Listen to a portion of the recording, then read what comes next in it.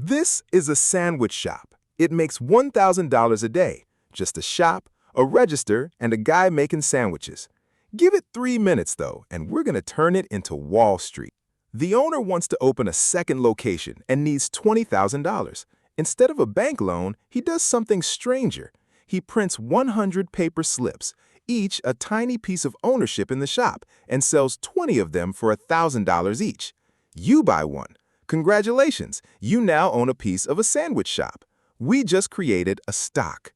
Word gets out the shop is doing well and people want a slip. There are only so many, and now more people want one than there are slips. Someone offers you $1,200. You say no. Someone else offers $1,500. Even though nothing about the shop has changed, it's still just making sandwiches.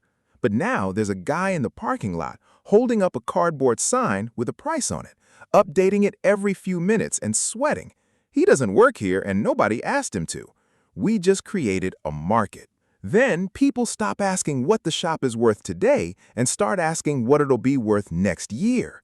Someone hears the owner is thinking about a food truck. It's just talk, but it doesn't matter. Slips that sold for $1,000 are going for $4,000 for a sandwich shop that makes $1,000 a day. A guy walks in to order a turkey club and has to shout over people waving slips at the register, bidding against each other.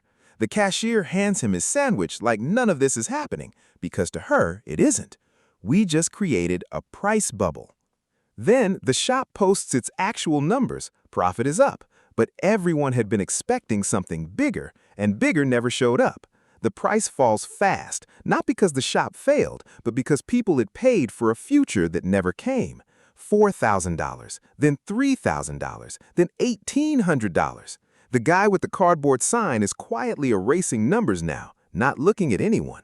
The shop is still open, the sandwiches are still $6, and nothing about the building changed. What changed was what 100 strangers agreed a slip of paper was worth and then loudly disagreed about all at once. We just created a price crash. For a while, that's it. The shop opens every morning, sells sandwiches, and the parking lot is just a parking lot again. Then, a few months later, someone spots a delivery driver picking up a huge order, 30 sandwiches, all headed to the same office building. By the next morning, people are calling it the corporate order.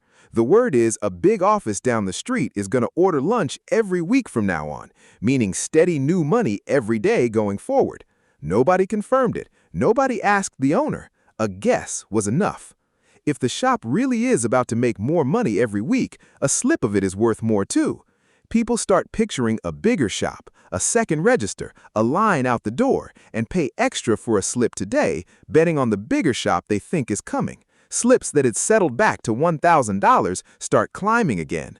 $1,300, then $1,600. The guy with the cardboard sign is back too, except now he's brought a folding chair, like he's staying a while. We just created a second price bubble. Then it turns out the corporate order was one office manager ordering lunch for a birthday party. Nothing about the shop's future income actually changed. So the bigger shop everyone pictured, the second register and the line out the door, evaporate. And so does the extra money people paid for it. The slips fall right back to $1,000. The guy folds up his chair without a word, and the shop, once again, hasn't changed a single thing about itself. Now, zoom out. Replace one sandwich shop with thousands of companies, 100 paper slips with billions of shares, and the guy with the sign with an app on your phone doing the same thing, faster with better graphics. That's the entire stock market.